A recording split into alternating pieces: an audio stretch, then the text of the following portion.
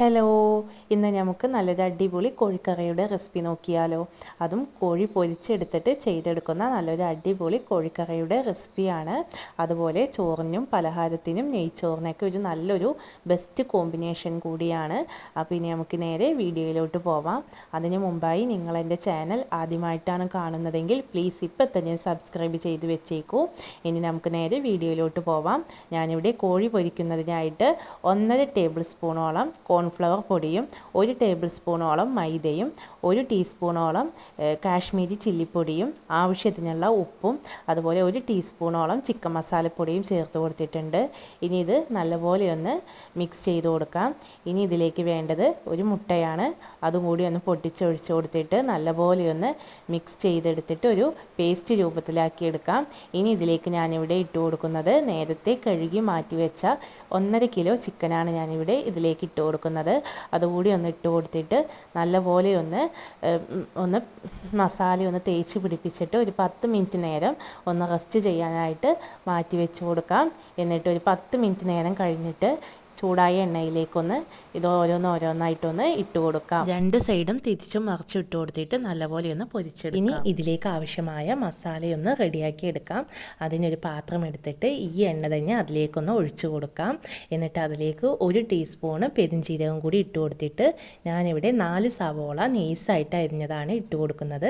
അതുകൂടി ഇട്ട് കൊടുത്തിട്ട് ആവശ്യമായ ഉപ്പും കൂടി ഒന്ന് ചേർത്ത് കൊടുത്തിട്ട് നല്ലപോലെ ഒന്ന് ഇളക്കി ഫ്ലെയിം ഒന്ന് സിമ്മിലാക്കിയിട്ടിട്ട് അടച്ച് വെച്ചിട്ടൊന്ന് വേവിച്ചെടുക്കാം. ഇടയ്ക്കിടയ്ക്ക് നന്നായിട്ടൊന്ന് ഇളക്കി കൊടുക്കാം, ഇല്ലെങ്കിൽ അടിയിൽ പിടിച്ചു പോകും. സവോള നന്നായിട്ടൊന്ന് വെന്ത് വരുമ്പോൾ ഞാൻ ഇതിലേക്ക് ഇട്ട് കൊടുക്കുന്നത് ഒരു 5 ചെറിയ ഉള്ളി, അതുപോലെ 7-8 വെളുത്തുള്ളി, ഒരു കഷ്ണം ഇഞ്ചി, ഇത് 3ഉം കൂടി മിക്സിയുടെ ജാറിലിട്ടിട്ട് ഒന്ന് ചതച്ചെടുത്തതാണ് ഞാൻ ഇതിലേക്ക് ഇട്ട് കൊടുക്കുന്നത്. അതുകൂടി ചേർത്ത് കൊടുത്തിട്ട് നല്ലപോലെ ഒന്ന് ഇളക്കി അതിൻ്റെ പച്ചമണം മാറുന്ന വരെ നല്ലപോലെ ഒന്ന് ഇളക്കി കൊടുക്കാം. എന്നിട്ട് നമുക്ക് ഇതിലേക്ക് ആവശ്യമായ പൊടികൾ ചേർത്ത് കൊടുക്കാം. ഞാനിവിടെ 1.5 ടീസ്പൂണോളം മുളക് പൊടി ചേർത്ത് കൊടുക്കുന്നുണ്ട്. അതുപോലെ 1 ടീസ്പൂണോളം ചിക്കൻ മസാലപ്പൊടിയും ചേർത്ത് കൊടുത്തു. 1/2 ടീസ്പൂണ് കുരുമുളക് പൊടി, 1/2 ടീസ്പൂണ് ഗരം മസാലപ്പൊടി, ഒരു 1/2 ടീസ്പൂണോളം മഞ്ഞൾപ്പൊടിയും ചേർത്ത് കൊടുത്തു. ഇതെല്ലാതും കൂടി ഇട്ട് കൊടുത്തിട്ട് നല്ലപോലെ ഒന്ന് ഇളക്കി ഒന്ന് മൂപ്പിച്ചെടുക്കാം. അതുപോലെ കാശ്മീരി ചില്ലിപ്പൊടിയാണ് ഞാൻ ഇട്ട് കൊടുക്കുന്നത്. നിങ്ങളുടെ കയ്യിൽ ഏതാണ് ഉള്ളതെങ്കിൽ അത് ഇട്ട് കൊടുത്താൽ മതിയാവും. അതുകൂടി ഇട്ട് കൊടുത്തു. എന്നിട്ട് ഒരു തണ്ട് കറിവേപ്പിൻ്റെ ഇല കൂടി ഇട്ട് കൊടുത്തു. എന്നിട്ട് ഞാനിവിടെ 2 ചെറിയ തക്കാളി മിക്സിയുടെ ജാറിലിട്ടിട്ട് നല്ലപോലെ ഒന്ന് അരച്ച് എടുത്തതാണ് ഒഴിച്ചു കൊടുക്കുന്നത്. അതുകൂടി ഒഴിച്ചു കൊടുത്തിട്ട് നന്നായിട്ടൊന്ന് ഇളക്കി ഫ്ലെയിം സിമ്മിലിട്ടിട്ട് ഒന്ന് അടച്ച് വെച്ചിട്ട് ഒന്ന് വേവിച്ചെടുക്കാം. ഒരു 5 മിനിറ്റ് നേരത്തോളം ഞാൻ ഇടയ്ക്കിടയ്ക്ക് തുറന്ന് ഇളക്കി കൊടുത്തു. ഇപ്പോൾ ദാ മസാലയൊക്കെ നല്ലപോലെ വെന്തു. അതുപോലെ എണ്ണ മുകളിലേക്ക് പാറി വന്നിട്ടുണ്ട്. ഇതാണ് ഇതിൻ്റെ പരുവം. എണ്ണ തെളിയുന്ന വരെ നിങ്ങളൊന്ന് ഇളക്കി കൊടുക്കണം, എന്നാലേ ആ തക്കാളിയുടെ പച്ചമണം ഒന്ന് മാറിക്കിട്ടുകയുള്ളൂ. ഇപ്പോൾ അത് നല്ലപോലെ ഒന്ന് ആയി വന്നിട്ടുണ്ട്.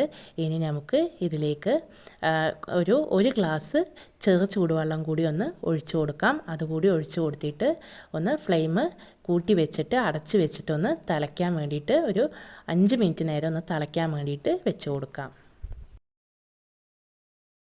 ഇവിടെ ഇപ്പോൾ മസാല തിളയ്ക്കാൻ വേണ്ടി വെച്ച് കൊടുത്തിട്ട് ഒരു 5 മിനിറ്റ് നേരം കഴിഞ്ഞു.